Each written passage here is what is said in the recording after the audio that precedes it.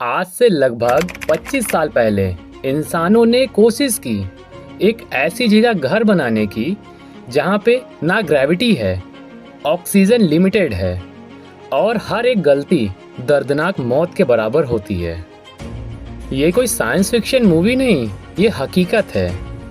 इंसानों ने कोशिश की और उसमें सफल हुए एक ऐसा घर बनाने में जो स्पेस में है। आज इस घर में लगभग 16 कमरे मौजूद हैं जिनमें इंसान रह रहे हैं।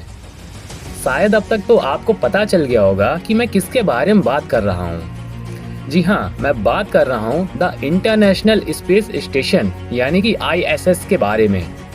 आज इस वीडियो में इंटरनेशनल स्पेस स्टेशन के बारे में जितने भी रहस्य हैं सबसे पर्दा हटाएंगे और ये भी जानेंगे आखिर क्यों अमेरिका और रशिया एक दूसरे के सबसे बड़े एनिमी होने के बावजूद भी इन दोनों ने आपस में मिलकर के इंटरनेशनल स्पेस स्टेशन को शुरू किया। आखिर ऐसे वो कौन से कारण थे जिस वजह से अमेरिका ने रूस को चुना। हेलो दोस्तों, मेरा नाम है 117 और आप देख रहे हैं मेरे चैनल निधि 117 को। मैं उम्मीद करूंगा आप सब अच्छे होंगे जहां पे भी होंगे। चलिए वीडियो शुरू करते हैं। इंटरनेशनल स्पेस स्टेशन एक ऑर्बिटल लेबोरेटरी है, यानी कि अंतरिक्ष में मौजूद पृथ्वी के चक्कर लगा रही एक लेबोरेटरी है जहां पर पृथ्वी के अलग अलग कोने से अलग अलग देश से लोग मिल कर के एक्सपेरिमेंट करते हैं, जैसे कि biological experiment, physical experiment, astronomy और मेडिसिनल एक्सपेरिमेंट। बहुत से एक्सपेरिमेंट ऐसे हैं जो सिर्फ और सिर्फ जीरो ग्रेविटी में कर पाना ही संभव है। ISS हमें ऐसा प्लेटफॉर्म देता है, एक ऐसा एनवायरनमेंट बना के देता है जिससे कि इस तरह के एक्सपेरिमेंट कर पाना काफ़ी आसान हो गया है। आज हम इंटरनेशनल स्पेस स्टेशन की वजह से कैंसर जैसी महामारी के खिलाफ खड़े हो रहे हैं। हाँ, थोड़े डगमगा रहे हैं, लेकिन भरोसा है हमें कि एक दिन हम इंसान इस पृथ्वी से सभी रोगों को खत्म कर देंगे। इंटरनेशनल स्पेस स्टेशन ने हमें काफ़ी सारा डेटा प्रोवाइड किया। क्या होगा अगर हम लंबे समय तक स्पेस में ट्रैवल करते हैं? इससे हमारी बॉडी में क्या इफेक्ट आएंगे? ह्यूमन बिहेवियर में क्या चेंजेस आएंगे? इस डेटा का यूज़ करके हम कल को इंसानियत को और आगे भेज सकते हैं जहाँ तक हम नहीं पहुँचे कभी। अगर हमें ज़रूरत पड़ी हम मंगल पे भी जाएंगे, अगर हमें फिर से ज़रूरत पड़ी हम चांद पे भी जाएंगे और जीवन शुरू करेंगे। ISS ने हम इंसानों के लिए भविष्य के दरवाजे खोले, हमें स्टोन एज से निकाल के फ्यूचर की ओर ले गया। आज हम अपने पृथ्वी के गहराइयों को तो समझ ही रहे हैं, साथ ही साथ पृथ्वी के बाहर के ब्रह्मांड को भी समझना शुरू कर रहे हैं। चलिए थोड़ा हिस्ट्री में चलते हैं और ये जानने की कोशिश करते हैं कि अंतरिक्ष में मौजूद इस घर की नींव आखिर कहाँ से रखी गई। साल था 1980। इंटरनेशनल स्पेस स्टेशन के निर्माण के लिए 4 सदस्यों को जोड़ा गया, जिनमें जापान, कनाडा, यूरोप और अमेरिका शामिल था। इस घर की डिज़ाइन एक पेपर और एक पेंसिल से शुरू होती है, जहाँ पे इस डिज़ाइन को 1984 यानी कि 1984 में पूरा किया जाता है, जिसके बाद 1993 यानी 1993 में इसका कंस्ट्रक्शन शुरू कर दिया जाता है। शायद कुछ लोगों को ये बात ना पता हो कि ISS का जो पहला पार्ट था उसे अंतरिक्ष में किसी इन चारों कंट्री ने नहीं भेजा, वो किसी दूसरी कंट्री ने भेजा था और वो कंट्री था रूस। रशियन बिल्ड रॉकेट ज़ारिया ने इस पहले मॉड्यूल का श्री गणेशाय नमो नमः किया। ये बात पूरी दुनिया को ही अटपटी सी लगी कि आखिर अमेरिका ने रूस को ही क्यों चुना ISS प्रोग्राम के लिए। इसके बहुत से कारण थे, जैसे कि एक्सपर्टीज़ इन स्पेस स्टेशन। रूस सोवियत यूनियन का एक वक्त पे हिस्सा रहा था, जिस वजह से रूस के पास एक लेगेसी मौजूद थी। सोवियत यूनियन ने अपने टाइम में स्पेस में काफ़ी एक्सट्रीमली एक्सपेरिमेंट कंडक्ट किए थे। रूस USSR का पार्ट होने की वजह से उसके पास बहुत सी टेक्नोलॉजी आ गई थी, जैसे कि इंटरनेशनल स्पेस स्टेशन को डिज़ाइन कैसे करना है, उसे कंस्ट्रक्ट कैसे करना है और उसे ऑपरेट कैसे करना है इन्वायरमेंट में। सोवियत यूनियन पहले से कई सैटेलाइट को लॉन्च कर चुका था, जैसे कि सैल्यूट एंड मिर, जिसमें रशियन इंजीनियर और कॉस्मोनॉट की भूमिका सबसे अहम थी, जिन्हें काफ़ी गहराई से इस टेक्नोलॉजी के बारे में जानकारी थी। दूसरा कारण, जियोग्राफिकल कोऑपरेशन। 1990 तक आते आते कोल्ड वॉर ख़त्म हो चुका था, जिस वजह से अंतरिक्ष में जाने की जो एक होड़ मची हुई थी वो भी ख़त्म हो गई। कोल्ड वॉर के ख़त्म होने के साथ ही एक शिफ्ट देखा गया पूरे कॉन्टिनेंटल में, जहाँ पे दो कंट्रियाँ जो आपस में कंपटीशन करती थीं अब वो कोऑपरेशन की तरफ शिफ्ट हो रही थी। रूस को 1993 में प्रोजेक्ट का हिस्सा बनाया गया, जहाँ पे अमेरिका ने ये देखा अगर दो महाशक्तियाँ आपस में साथ आ जाएं तो विश्व का कल्याण हो सकता है। ये सब बातें सोचने और कहने में काफ़ी अच्छी लगती हैं। जिसके बाद रूस ने भी इस प्रोजेक्ट को ज्वाइन कर लिया, लेकिन सबसे बड़ी जो दिक्कत की बात आई वो था सिक्योरिटी कंसर्न। आखिर कैसे रूस एक दुश्मन कंट्री पे भरोसा कर सकता है और अपने सबसे कुशल कारीगर और इंजीनियर और कॉस्मोनॉट को एक एनिमी की कंट्री में भेज सकता है। Number 3, technical integration and cost sharing. Russia ने इस प्रोग्राम में बहुत ही क्रिटिकल हार्डवेयर प्रोवाइड किए, जो कि इस प्रोजेक्ट को स्पेस में ले जाकर छोड़ सकते थे, जिनमें शामिल थे ज़ार्या एंड ज़्वेज़ मॉड्यूल्स। रूस ने साथ ही ये ऑफर किया एक रिलायबल लॉन्च कैपेबिलिटी वाले रॉकेट ज़ार्या एंड प्रोटॉन रॉकेट। रूस के ये दोनों रॉकेट इतना ज़्यादा कैपेबल थे और इतने ज़्यादा भरोसेमंद थे कि इस पूरे प्रोग्राम में रूस ने इसे यूज़ किया। रूस के ये दोनों रॉकेट इतने ज़्यादा कैपेबल थे और रूस को इस पे इतना ज़्यादा भरोसा था, एक बार तो रूस ने अमेरिका के पास जाके ये तक बोल दिया, आप बस हमें सामान दीजिए, स्पेस में सही सलामत पहुंचाना हमारी रिस्पॉन्सिबिलिटी है। रशिया का प्रपल्सन सिस्टम इतना ज़्यादा इम्पोर्टेंट था कि अमेरिका को भी एक बार अपने दुश्मन के मुल्क की तारीफ करनी पड़ी। बगैर इस रॉकेट के अंतरिक्ष में कोई भी मॉड्यूल नहीं भेजे जा सकते थे। अमेरिका के पास स्पेस शटल मौजूद था, लेकिन अमेरिका को ही उस पर पूरा भरोसा नहीं था।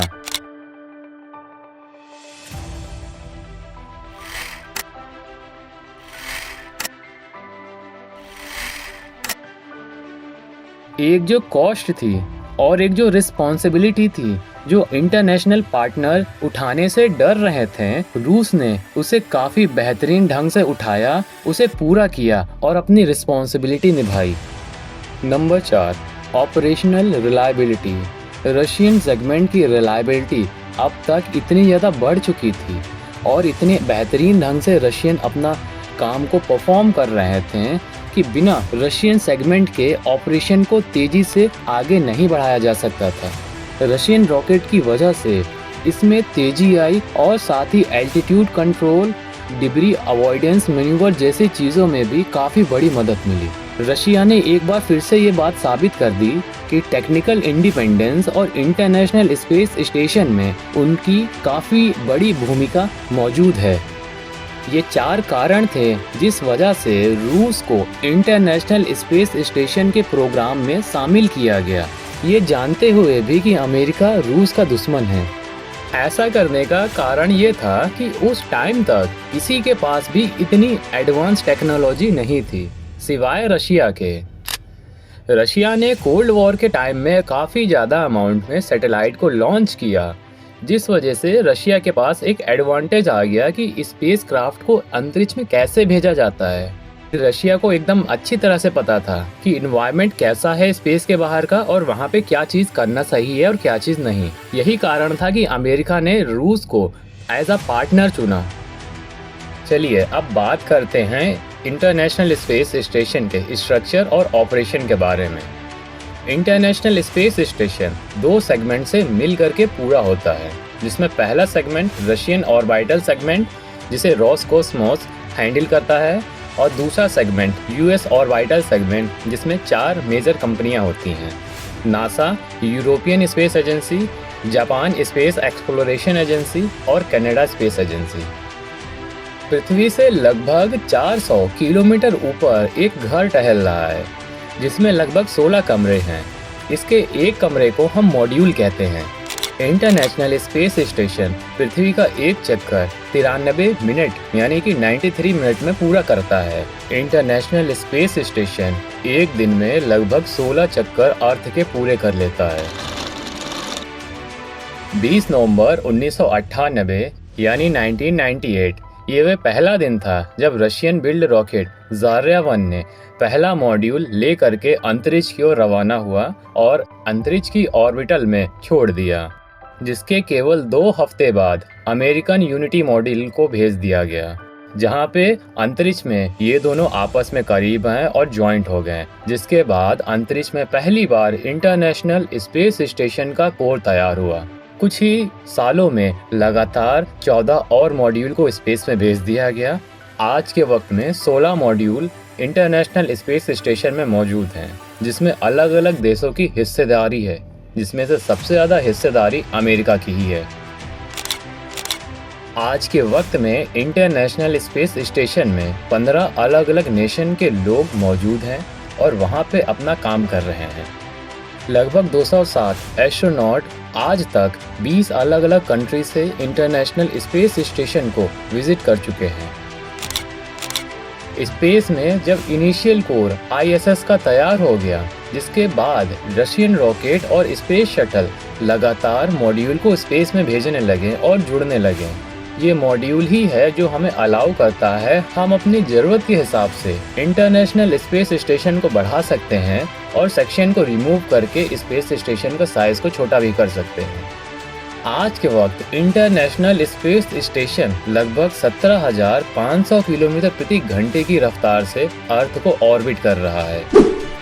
1984 में इस स्पेस स्टेशन को बनाया गया था, स्पेस में भेजा गया था और उस टाइम ये डिसाइड किया गया था कि इसकी प्रेजेंस 2030 तक ही रहेगी, जिसके बाद इसे डिसकंटिन्यू कर दिया जाएगा, हमारे अर्थ के ओशियन में ही गिरा दिया जाएगा। इंटरनेशनल स्पेस स्टेशन में काफ़ी सारे की फीचर्स हैं, जैसे कि laboratory, crew quarters, docking port, solar ray जिसे हम सोलर पैनल भी कहते हैं और robotic arm. International space station में 8 डॉकिंग पोर्ट हैं, ब्रीथिंग पोर्ट है, ताकि स्पेसक्राफ्ट के जो क्रू मेंबर हैं वो स्पेसक्राफ्ट को अंदर से ही देख सकें कि बाहर क्या हाल चल रहा है। Research and technology. International space station का जो पर्पस था वो ये था कि अंतरिक्ष में जितना कुछ भी हलचल मच रही है उस पर नज़र रखना और उसकी स्टडी करना। Microgravity laboratory. स्पेस स्टेशन ने इंसानों को एक प्लेटफॉर्म प्रोवाइड किया, एक ऐसा एनवायरनमेंट दिया जो अर्थ पे बिल्कुल ही संभव नहीं था। हमारी मेडिकल टेक्नोलॉजी के एडवांस नॉलेज के लिए माइक्रोग्रेविटी लेबोरेटरी सबसे बेस्ट है, जहाँ पे हम बैक्टीरिया, वायरस, एंटीवायरस जैसी चीज़ों को जीरो ग्रेविटी में तैयार करते हैं और उससे निकलने वाले इफ़ेक्ट, साइड इफ़ेक्ट को देखते हैं, उस पर स्टडी करते हैं। स्पेस स्टेशन में मटेरियल साइंस की टेस्टिंग सबसे अच्छी तरह से होती है। जिन्हें नहीं पता कि मटेरियल साइंस होती क्या है, उन्हें मैं बता दूं, मटेरियल साइंस एक साइंस की ब्रांच होती है जिसके अंदर हम लोग सिरामिक, मेटल, पॉलीमर जैसी चीज़ों की strength, durability, resistivity, electrical conductivity, corrosion जैसी चीज़ों को स्टडी करते हैं और मटेरियल साइंस का यूज़ करके हम बेहतर मटेरियल को बनाते हैं। ऐसे मटेरियल जो नॉर्मल इन्वायरमेंट में तो काम करे, साथ ही एक्सट्रीम इन्वायरमेंट में भी वही काम करे। माइक्रोग्रेविटी में रहकर हम इंसानों ने जाना कि हमारी बॉडी पे क्या क्या चेंजेस आते हैं, हमारी मसल्स कैसे बिहेव करती है, बोन डेंसिटी में क्या चेंजेस आते हैं, ब्लड सर्कुलेशन कैसे होता है, फ्लूइड बिहेवियर क्या रहता है बॉडी का, advance diagnosis, cancer, drug research, infected disease और एंटीबायोटिक, टिश्यू इंजीनियरिंग और जेनेटिक मेडिसिन पे हम लोग जीरो ग्रेविटी में रिसर्च काफ़ी अच्छी तरह से कर पा रहे हैं। External facilities. स्पेस स्टेशन में मेजॉरिटी साइंटिफिक इंस्ट्रूमेंट ही इंस्टॉल हैं, जैसे कि अल्फा मैग्नेटिक स्पेक्ट्रम जो सूरज से निकलने वाली कॉस्मिक रे की स्टडी करता है। साथ ही एक्सटर्नल पेलोड प्लेटफॉर्म जो कि स्पेस ऑब्जर्वेशन और अर्थ ऑब्जर्वेशन में हेल्प करते हैं। मतलब कि स्पेस में जितना कुछ भी हलचल मच रही है उस पर नज़र रखने के लिए, और अर्थ में जितना भी बदलाव आ रहा है, इन्वायरमेंट, क्लाइमेट, उन पे नज़र रखने के लिए इस प्लेटफॉर्म का यूज़ हो रहा है। International cooperation. International space station को अंतरिक्ष में इंस्टॉल करने के लिए जो सबसे बड़ा चैलेंज निकल के आया वो था इंटरनेशनल कोऑपरेशन, जहां पे हर एक देश की सहमति होना अनिवार्य ही था। Legal framework. International space station operate कर रहा है 1998 space station inter governmental agreement के तहत। यह अभी तक का one of the most complex international legal and political framework रहा है अभी तक की स्पेस हिस्ट्री में। चैलेंजेस। इंसानियत जब से पृथ्वी पे आई है, अपने सर्वाइवल से लेकर के अपनी ग्रोथ तक इंसान चैलेंजेस को फेस कर रहा है, या वही चैलेंजेस हैं जो इंसान को आने वाले कल की तरफ लेके बढ़ता है। स्पेस स्टेशन में भी ऐसे बहुत सारे चैलेंजेस हैं, जैसे कि जियोग्राफिकल टेंशन, कोऑर्डिनेशन ना हो पाना, लैंग्वेज में, कल्चर में और टेक्निकल अंडरस्टैंडिंग ना हो पाना। जिसके बाद भी इंसानों ने एकदम बेहतरीन ढंग से इन सभी चीज़ों को हैंडल किया और आज स्पेस स्टेशन 2025 में सक्सेसफुली रन कर रहा है। इंटरनेशनल स्पेस स्टेशन लगभग 26 साल पूरे कर चुका है। आज तक इंटरनेशनल स्पेस स्टेशन में कोई भी प्रपल्सन सिस्टम नहीं इंस्टॉल किया गया और ज़रूरत भी नहीं पड़ी, क्योंकि साइंटिस्टों ने अर्थ की ग्रेविटी का यूज़ करके इंटरनेशनल स्पेस स्टेशन को अर्थ की ऑर्बिटल में रखा है। यही कारण है कि धीरे धीरे अब ये ऑर्बिटल कम हो रही है, यानी कि पृथ्वी की तरफ इंटरनेशनल स्पेस स्टेशन बढ़ रहा है। यही सबसे बड़ा रिस्क है आने वाले कल का। स्पेस स्टेशन में अभी तक काफ़ी हार्डवेयर चैलेंजेस भी फेस किए गए हैं, जैसे कि technical emergency including ammonia leak, false alarm, fail in critical system जैसे कि ऑक्सीजन जनरेटर और कूलिंग लूप। स्पेस हैजार्ड की वजह से आज तक ऐसे दर्जनों हादसे हो चुके हैं जहां पे एस्ट्रोनॉट की जान जाते जाते रह गई। मैं इस पे जल्दी ही एक डेडिकेटेड वीडियो लाऊंगा। Space debris and collision risk. आज के वक्त में स्पेस में डिब्री पूरी तरह से भर चुकी है। आज कचरा स्पेस में इतना ज़्यादा बढ़ चुका है कि स्पेस स्टेशन लगातार इससे टकराता है। कुछ पार्ट जो पुराने सैटेलाइट के टूट के स्पेस में निकल रहे हैं, वहीं पे कुछ पार्ट जिन्हें हम एस्टेरॉइड कहते हैं, कुछ एंटी सैटेलाइट वेपन टेस्टिंग के दौरान फ्रेगमेंट टूट के निकल रहे हैं। आने वाले कल में डिब्री स्ट्राइक के केसेस बढ़ेंगे, ना कि कम होंगे। इसके लिए इंसान कई कदम उठा रहे हैं, जैसे कि स्पेस शटल को एक्स्ट्रा प्रोटेक्शन देना, बेहतरीन मटेरियल का यूज़ करना ताकि वो कोलिजन रिस्क को कम कर सके। किसी भी गेम को जब खेलते हैं तो उसमें कुछ टाइप के लोग आते हैं, नूब, प्रो, लेजेंड, फिर उसके ऊपर आता है बाप, बाप के भी ऊपर आता है दादाजी। ठीक इसी तरह से इकोनॉमी होती है। फाइनेंशियल अगर पॉलिटिकल अनसर्टेनिटी रही तो कोई भी देश बर्बाद हो सकता है। स्पेस प्रोग्राम जैसी चीज़ों के लिए काफ़ी बड़े अमाउंट में रिसोर्सेज की ज़रूरत पड़ती है, और ये जो रिसोर्सेज हैं वो पैसों से ही मिल सकते हैं। किसी भी स्पेस एजेंसी को चलाने के लिए प्राइवेट कंपनी नहीं होती। बहुत सी प्राइवेट कंपनियां आईं और चली गईं, क्योंकि इसमें पैसा आंख बंद करके चाहिए होता है। बहुत सी प्राइवेट कंपनियां आईं चली गईं, कुछ रह गईं स्पेस एक्स, क्योंकि उनके पास खुद का ही बैंक बैलेंस है। ज़्यादातर स्पेस एजेंसियां गवर्नमेंट ही की होती हैं, क्योंकि उन्हें गवर्नमेंट फंड करती है। जब कोल्ड वॉर चल रहा था तो स्पेस एजेंसी एकदम पीक पे थी, उनका डोमिनेशन चल रहा था, उन्हें जितनी भी फंडिंग चाहिए थी हर कंट्री देने को तैयार था। लेकिन जैसे ही कोल्ड वॉर ख़त्म हुआ, सारी फंडिंग एकदम से गिर गई, जिसके बाद स्पेस प्रोग्राम में थोड़ा लगाम आया। बजट कट जाना, स्पेस एजेंसी के ऊपर से गवर्नमेंट का सपोर्ट हट जाना, यही कारण है कि इंटरनेशनल स्पेस स्टेशन कई बार ऐसे थ्रेट से गुजरा है और बहुत सी बार ऐसा हुआ है कि पॉलिटिकल सपोर्ट हटने की वजह से इस प्रोग्राम को डिले करना पड़ा।